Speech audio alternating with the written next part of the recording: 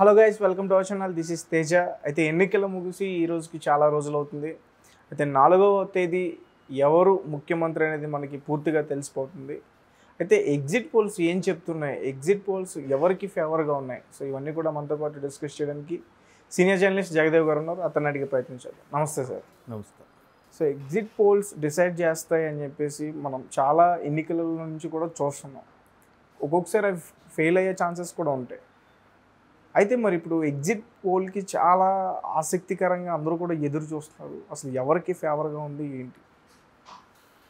Exit poll అంటే ఏదైతే polling అయిందో దాని నుంచి ఎగ్జిట్ అయిపోవడం, బయటకు వచ్చేయడం. అంటే సుమారుగా ఎగ్జిట్ పోల్స్ అనేవి కూడా రిజల్ట్స్కి చాలా దగ్గరగా వచ్చేవే ఉంటాయని చెప్తున్నాను. ఆల్రెడీ నిన్నటి నుంచి మొన్నటి నుంచి ఇప్పుడు అదే మనం ఎగ్జిట్ పోల్స్ గురించి ఎందుకు మాట్లాడకుండా ఆల్రెడీ ఇవాళతో 1వ తేదీ పోలింగ్ కూడా అయిపోయింది కాబట్టి మనకి ఇప్పుడు ఈ సాయంత్రం నుంచి మాట్లాడుకోవచ్చు. అయితే ఈ ఎగ్జిట్ పోల్స్ అనేవి మ్యాక్సిమం ఎవరెవరు ఏ ఏ ప్రాంతంలో ఏ రకమైన సామాజిక వర్గం వాళ్ళు ఉన్నారు, ఏ రకమైన రిలీజన్ వాళ్ళు ఉన్నారు, అక్కడ మధ్యతరగతి వాళ్ళంతా, లేదంటే సామాన్యులంతా, లేదా బాగా హైర్ అఫీషియల్స్ ఎంతమంది ఉన్నారు, వాళ్ళు ఓటింగ్ ఎవరెవరు వేశారు, ఓటింగ్ పర్సంటేజ్ ఎంత పెరిగింది, అక్కడికి వచ్చిన సామాన్యుల్లో ఎటువంటి మాట్లాడుకుంటున్నారు, ఎటువంటి గుసగుసలు వినిపిస్తున్నాయి, వీటన్నిటిని బేరీజు వేసుకొని అక్కడ ఉండే పీఓలు, ఆర్ఓలు, రిటర్నింగ్ అధికారులు కానీ ప్రిసీడింగ్ అధికారులు కానీ వీళ్ళందరినీ కూడా చాటుగా మాటుగా వినడమో, లేదంటే చూచాయిగా వాళ్ళతో మాట్లాడి తెలుసుకోవడమో, లేదంటే ఒక విధంగా సర్వేల ప్రకారమే వాళ్ళకి అడిగి చేయడమో ఏదో చేస్తారు. అలా చేసినప్పుడు అక్కడ వినిపించే మాటలు బట్టి, అక్కడ ఉండే పోలింగ్ పర్సంటేజ్ బట్టి, అక్కడ జరిగే కొన్ని రకాల సామాజిక వర్గ మార్పులు చేర్పులు బట్టి, రకరకాలుగా ఒక్క దాని మీద ప్రామాణికంగా తీసుకొని చెప్పరు.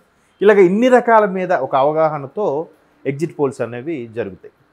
2019లో ఎగ్జిట్ పోల్స్ ఏవైతే చెప్పాయో బాగా హై చేసి చెప్పాయి ఎగ్జిట్ పోల్స్. ఎలా అంటే వైసీపీ వచ్చే ఛాన్సెస్ ఉన్నాయి, వైసీపీకి 130 దాకా వస్తాయి, 130 కాదు ఇంకా ఎక్కువే ఏదో సంథింగ్ అలా అని ఎక్స్పెక్ట్ చేశారు. బట్ టీడీపీకి కూడా 60-70 వస్తాయి అన్నట్టు కూడా ఎగ్జిట్ పోల్స్ చెప్పాయి.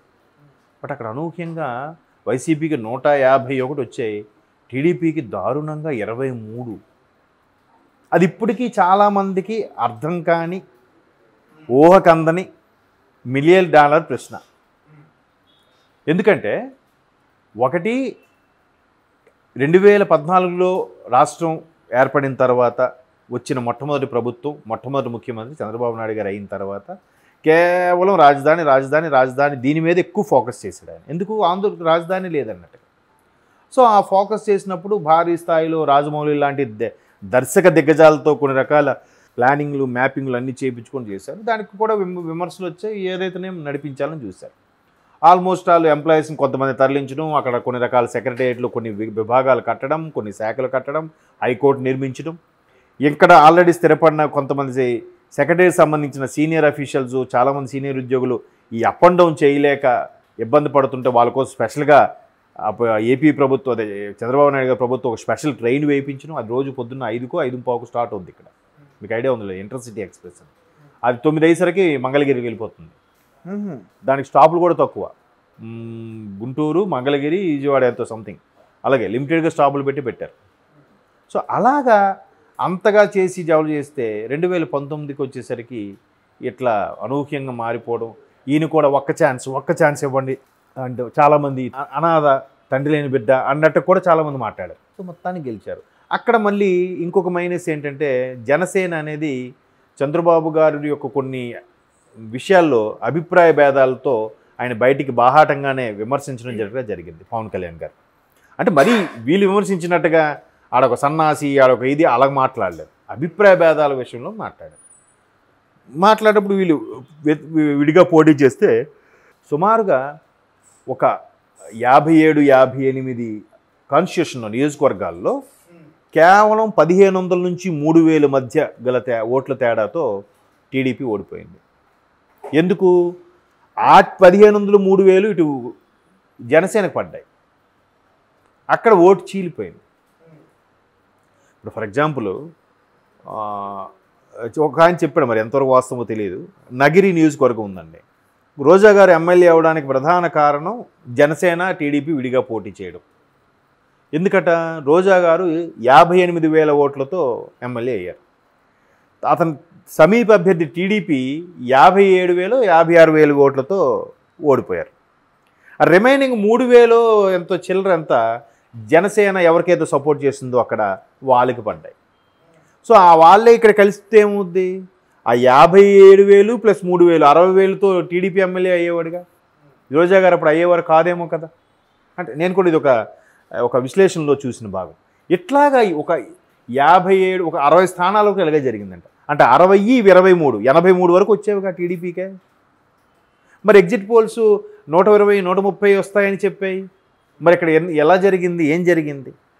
ఇంకొంతమంది నేను విన్నాను ఏంటంటే 28 సీట్ల వరకు కన్ఫర్మ్ అయింది టీడీపీ, లాస్ట్ మినిట్లో మారిపోయి 23కి ఆగింది. ఆ 23 కూడా చంద్రబాబు గారికి 5 కాబట్టి 5నే పెట్టారు, 5 లక్కీ నెంబర్ అని చెప్పి 2 3 కలిస్తే 5 ఉందని. ఇక రకరకాలుగా అనమాట. 23 తేదీ మంచిది కాదని ఏవో న్యూమరికల్గా సెంటిమెంట్ అని ఏవో చేశారు. దానికి కూడా తెరవనికి ఏదో మతలబు జరిగింది అన్నట్టు కూడా మాట్లాడుకున్నారు. దాంట్లో వాస్తవాలు బయటికి రాలేదు, మరి ఏం జరిగిందనేది తెలియదు. ఎందుకంటే మొన్న సీనియర్ నటులు పృథ్వీ గారు ఉన్నారు, వైసీపీ నుంచి టీడీపీ జనసేనలోకి వచ్చారు చూసారా, ఆయన అదే అన్నారు. అప్పుడు ఏదో పూంపుహార్ ఏదో జరిగింది అన్నట్టుగా ఏదో మాట్లాడబోతూ ఆపేశాడు అనమాట ఆయన. 2019లో ఏం జరిగింది అన్నట్టుగా. సో అట్లాగా రకరకాల వాదనలు వినిపిస్తున్న నేపథ్యంలో మొత్తానికి జగన్మోహన్ రెడ్డి గారికి 150 సీట్లు రావడము, అది ఏ ఎగ్జిట్ పోల్ కూడా అంత వస్తాయని చెప్పలేకపోయింది. మీరు అన్నట్టు అన్ని సందర్భాల్లో ఎగ్జిట్ పోల్స్ కరెక్ట్ అవుతాయా అని అంటే సుమారుగా maximum exit polls Jaganmohan Reddy గెలుస్తారు అన్నట్టుగా చెప్పడం ఇది 2019లో. సో అదే జగన్మోహన్ రెడ్డి గారుగా వచ్చారు. కాకపోతే వాళ్ళందరూ 110 నుంచి 130 మధ్యలో చెప్పారు. అందరూ కూడా 120 నుంచి 130 అన్నారు, 130 నుంచి 135 అన్నారు, ఇలా రకరకాలు. బట్ 150 పైన వస్తాయని చెప్పి ఎవరూ చెప్పలే. ఇప్పుడు వీళ్ళకి టీడీపీకి కూడా ఈజీగా 50 నుంచి 70 మధ్యలో వస్తాయని చెప్పారు తప్ప 23 వస్తాయి, 20 లోపు 30 లోపు వస్తాయని చెప్పి ఎవరు చెప్పలే. బట్ మరి అక్కడ జరిగిందిగా. సో ఎగ్జిట్ పోల్స్ ఏం చెప్పాయంటే జగన్మోహన్ రెడ్డి గారు గెలుస్తారని 2019లో చెప్పాయి. సో ఇప్పుడు రకరకాలుగా చెప్తున్నారు, కానీ ఎక్కువ పర్సంటేజ్ మాత్రం కూటమికి వచ్చే అవకాశాలు ఉన్నాయి. ఎక్కడైతే టఫ్గా ఉంది, ఎక్కడైతే డౌట్గా ఉందన్నవి కూటమిలో ఉండే 3 పార్టీల మధ్య మనస్పర్ధలు రావడమో, లేదంటే రెబల్స్గా మారడమో, లేదంటే మిగతా పార్టీ వాళ్ళు పట్టించుకోకపోవడమో కొన్ని జరిగాయి. నాకు తెలిసిన ఒక నియోజకవర్గంలో ఇలాగే జరిగింది. ఏంటంటే అక్కడ వాస్తవానికి కూటమే రావాలి, కానీ కూటమికి సంబంధించిన జనసేన వాళ్ళకి ఇవ్వకుండా టీడీపీ వాళ్ళకి ఇచ్చారు ఆ సీటు. ఇవ్వగానే ఏమైంది, జనసేనలందరూ కొంచెం నిరాశ చెందారు. అయితే ఆ మెయిన్ లీడర్ ఎవరైతే పోటీ చేస్తారనుకున్నారో వాళ్ళకి కూటమి అభ్యర్థులు టీడీపీ వాళ్ళు ఎస్పెషల్లీ ఇచ్చి కుర్రోళ్ళందరికీ పంచండి, వాళ్ళకి అన్నీ సపోర్ట్గా చేయమని అన్నట్టు కూడా చెప్పారు. బట్ ఆ సదరు వ్యక్తి వాడే మొత్తం మింగేసి కుర్రోళ్ళకి ఏమి ఇవ్వలే, కూటమి వల్ల మమ్మల్ని పనులేం పట్టించుకోవట్లేదు అన్నట్టు. ఎందుకు ఆయన వరకు మర్యాద దొరికేస్తుంది, కింద స్థాయిలను పట్టించుకోవాలి. వాళ్ళు కూడా టీడీపీ వాళ్ళు వీళ్ళు కలిసి వెళ్తేనే బాగుంటుంది అని ఉన్నాయి కదా. వాళ్ళు కూడా అరే మనం పట్టించుకోవట్లేదా, మనవాడికి సీట్ ఇవ్వడం మనం పట్టించుకోవట్లేదు ఏమో అని ఫీల్ అవుతున్నారు. బట్ అసలు విషయం ఈ అసలు లీడర్ పట్టించుకోలే, ఈడు తొక్కేస్తున్నాడు. వీడికి అందాల్సింది అందిపోయింది, వాళ్ళకి ఇవ్వకుండా తొక్కేస్తున్నాడు.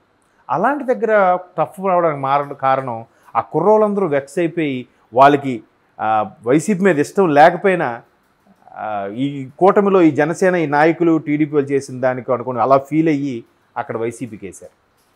కొన్ని దగ్గరలే, అన్నీ కాదు. నేను కొంతమంది ఇవన్నీ కాదులేరా గవర్నమెంట్ ఉద్యోగం చూసుకుందాం ఈ సంగతి అంతే ఉంటుంది అని కొంతమంది రియలైజ్ అయ్యి మధ్యలో ఈ నాయకుడు దుబ్బేశాడు రా, కూటమి వల్ల ప్రాబ్లం కాదు, టీడీపీ వాళ్ళు మనకేం చేయలేదు, వీడేదో మింగీసి మనకి చేయలేదురా అని అనుకున్న వాళ్ళు ఎవరైతే ఉన్నారో వాళ్ళు ప్రజలు తెలివైనోలే కదా. అరే ఇది రూపాయితో ఇప్పుడు కక్కుర్తి పడితే తర్వాత మనకి 1000 రూపాయలు బొక్కడద్ది ఎందుకులే అని చెప్పి అలా కాంప్రమైజ్ అయ్యి ఉన్నారు. అలాంటివి ఈ సర్వేలు ఎగ్జిట్ పోల్స్ టఫ్ అని చెప్పడం స్టార్ట్ చేశాయి. సో మొత్తం మీద కూటమికి ఎక్కువ ఎగ్జిట్ పోల్స్ చెప్తున్నాయని కూడా నేను విన్నాను. చూద్దాం మరి, ఇంకొక 4వ తేదీ వరకు ఆగాలి. ఇప్పుడు ఎలాగో 1వ తేదీ వరకు ఆగి ఇప్పుడు మాట్లాడాం, 1వ తేదీ సాయంత్రం వరకు, ఇప్పుడు 4 మధ్యాహ్నం వరకు 2 3 అంతే, మధ్యలో 2 3. Okay sir, thank you so much.